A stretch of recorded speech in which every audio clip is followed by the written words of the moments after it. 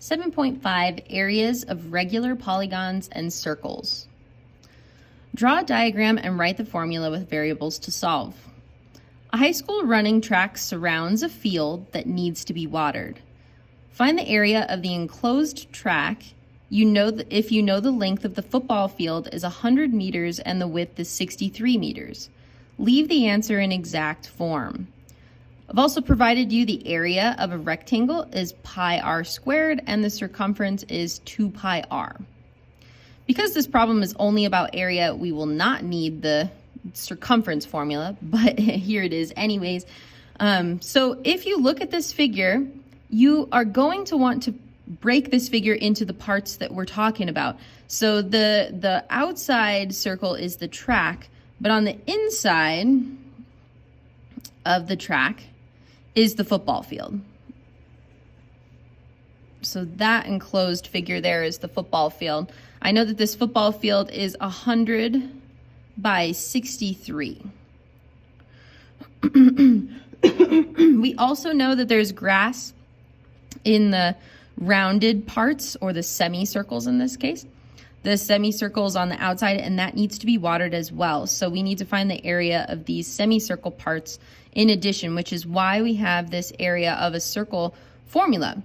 In this case, we got lucky, because if we use the area of the circle, we'll get the whole thing, because there's two and they're the same size. So, pardon me, excuse me. So what we're going to do is we're going to write a little formula in words to help us get the area of this figure.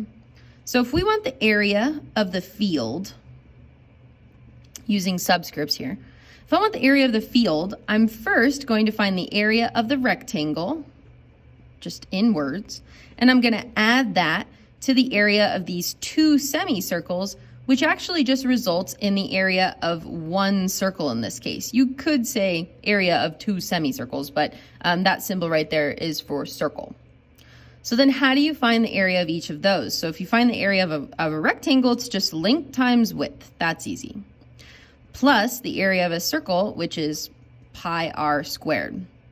So now we're going to fill in the things that we know. So the length of the field is 100. The width is 63, plus pi comes along for the ride. And now the part that I need to figure out, what is the radius of each circle? So if this length is 63 and I pop in a radius here, so that length right there is going to be half of 63, or 31.5. You can also even go this direction and see that this direction is also 31.5. The radius of that circle all the way around is going to be 31.5. So then we can write that. All we need to do is simplify this. So 100 times 63 is 6,300. And now pi acts like an X when you're putting answers in exact form. So you are not going to type pi into your calculator. You're going to bring the pi along for the ride like a variable, like an X. So all you need to do is focus on your coefficient here. So 31.5 squared is 992.25, and then you bring the pi down next to it. This is one way to write the exact answer. The other way to write it is if you had not written this as 31.5, if you had written it as, so we would have had 6,300 plus pi times 63 over 2 squared. You could have done 63 over 2 instead of saying 31.5. And then you would square the numerator and denominator, so 6,300. 63 squared is 3,969. 2 squared is 4 times pi. So both of these answers are in exact form. You would get to choose which one you liked better. If you do 3,969 divided by 4, you would find out that it's 992.25. So they're the same answer. One of them is just in fractional form, one of them is in decimal form. It's still an exact answer though, because this decimal is an exact decimal. If it had been a repeating decimal, that would not be true. So be very careful. If it's a repeating decimal, you want to go with this type of solution where it's in fractional form. So just pay attention. Is it repeating or is it exact?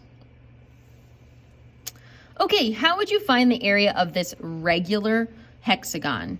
Regular means that all the sides are the same length. So we know this is 20, 20, 20, 20, and 20.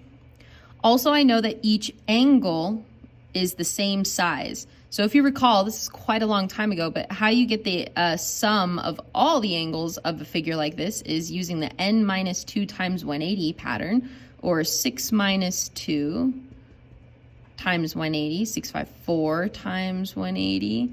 4 times 180 is 720. So that means that total, all of those are 720 degrees. And if I take 720, divide it by 6, we can see that each angle measure is 120 degrees. Now, why is that important? Why do we care that each angle is 120, each side is 20? We're trying to find the area of this regular hexagon. Now, right now, we don't have a formula to help us get the area of hexagons. It's not on a formula sheet. You won't really find it in a textbook. It's not in there. So let's think about things that we do know how to find the areas of. We know how to find the areas of circles, triangles, squares, rectangles. So think about how you could break this figure into a shape that we know. So what you could do is you can add a center into this regular hexagon and break this figure into 6 of the same triangle. Now, when we break this into 6 triangles, what is the measure of each corner?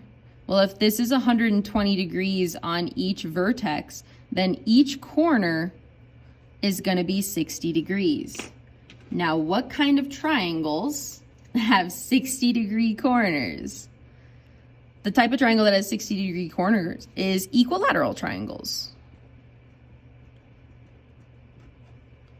So that means that each triangle on this regular hexagon is an equilateral triangle. So if this is 20, that means this side is 20 and this side is 20. Also, we can draw in a line that might become useful. That line might become useful because now I know that this length is 10. If that's an equilateral triangle, you can cut each chunk in half. So that length is 10 and the whole length is 20. Now, why again would I care about this? In the end, if we want the area of a hexagon, we're going to find the area of a triangle, one triangle, and multiply it by 6 because there's 6 of them. So let's talk about the area of a triangle, base times height divided by 2, and then we're going to multiply all that by 6. Now, I know the base right now, the base is 20, but I don't know the height, and we're going to divide that by 2. So I'm just going to leave this for a second and come back. The thing that we need to figure out is this height. So here's a 90-degree angle. So we're going to be doing Pythagorean Theorem, 10 squared plus h squared equals 20 squared. That's going to be a 400 minus 100. So that's going to be h squared equals 300. And then let's leave this in exact form. So what's the largest perfect square that lives inside of 300? It's going to be 100. So h is going to be 10 root 3 because it's 100 times 3 to get you 10 root 3. So now we can put that over here. So that's going to be times 10 root 3 over 2. And then that's all going to be times 6.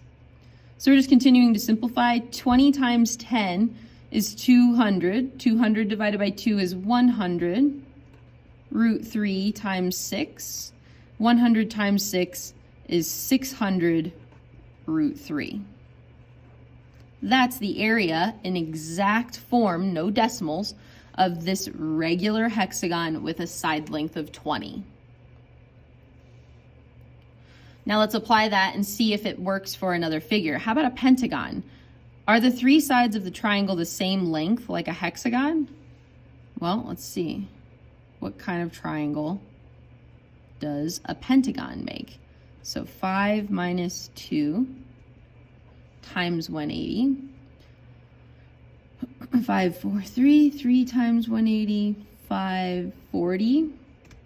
So that means that 540 divided by 5 is going to mean that each of these angles are going to be 108, whoops, not 180, 108 degrees, which means that if I split this into triangles, each corner is 54 degrees.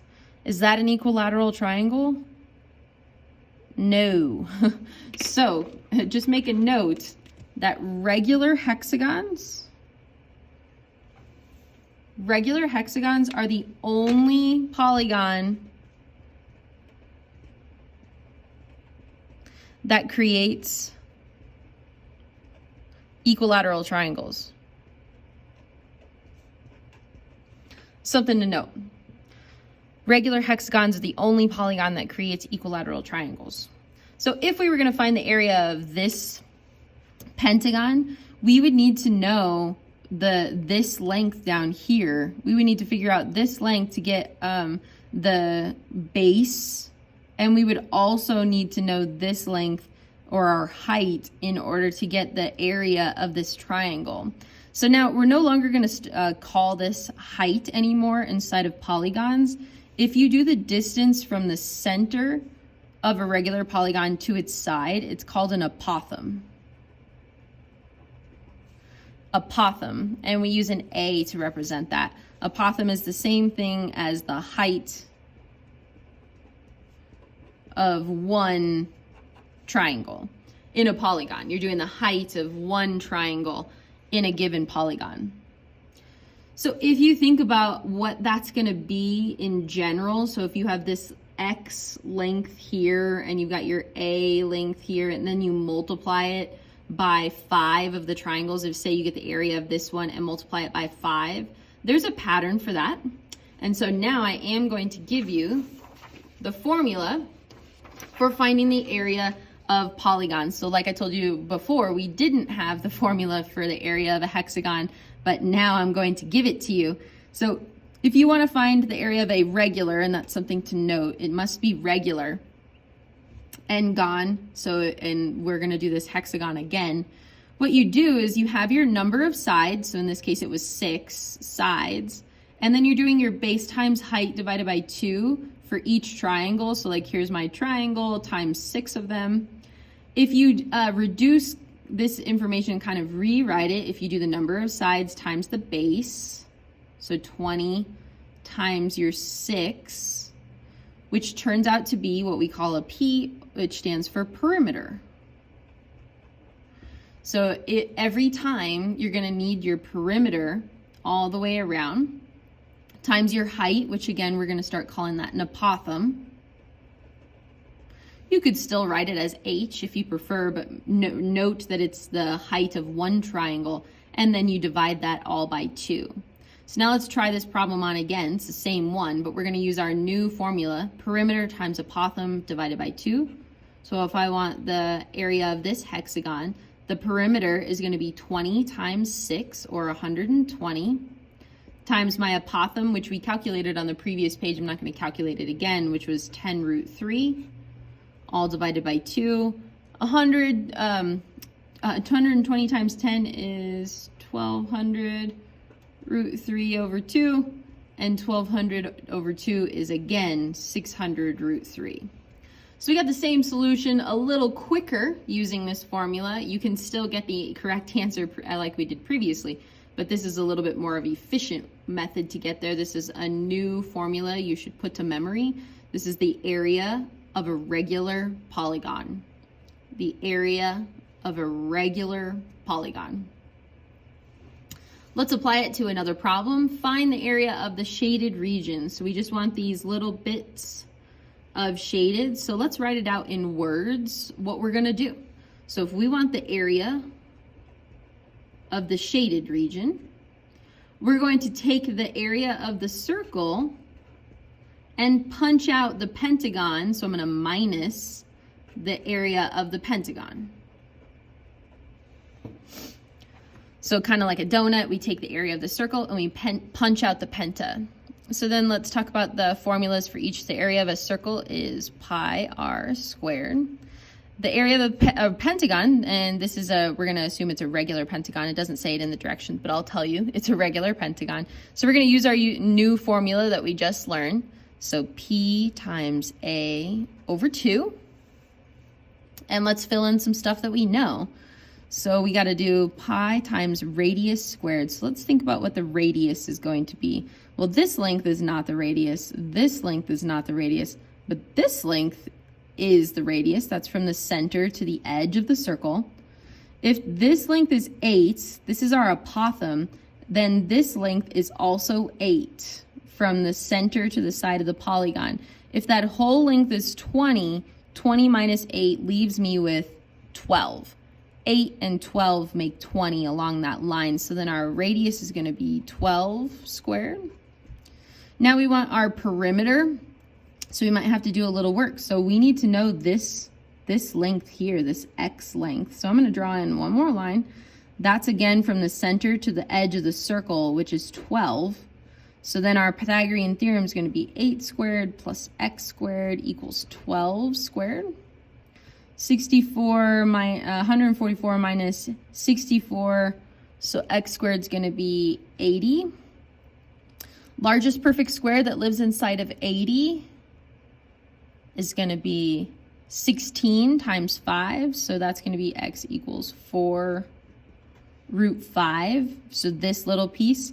So then if I want this whole length, you know, from for our perimeter, that's going to be an 8 root 5.